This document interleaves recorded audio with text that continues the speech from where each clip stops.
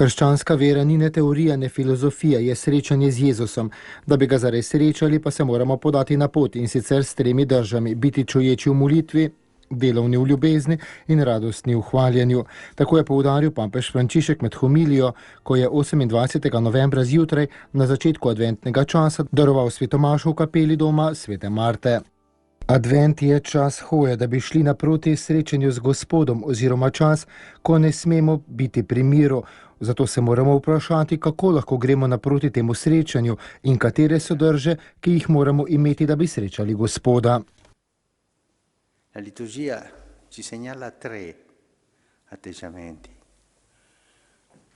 vigilanti nella preghiera, operosi nella carità e esultanti nella lode.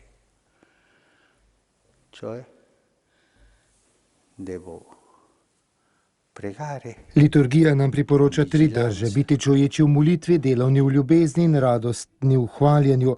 To pomeni, moliti moramo s čuječnostjo, biti moram delaven v ljubezni, v bratski ljubezni, ne le dajati miloščino, ne, ampak tudi prenašati ljudi, ki so nadležni, doma, prenašati otroke, kadar delajo preveč hrupa, moža ali ženo, kadar so težave, taščo, vedno ljubezen, toda delovna, pa tudi radost hvaljenja Gospoda.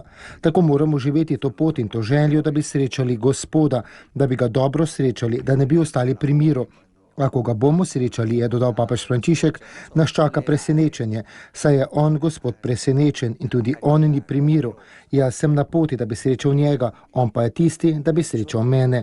Ko se bova srečala, bomo doživeli presenečenje, in sicer, ker me on išče, še preden sam začnem iskati njega. To je veliko presenečenje, srečanje z Gospodom.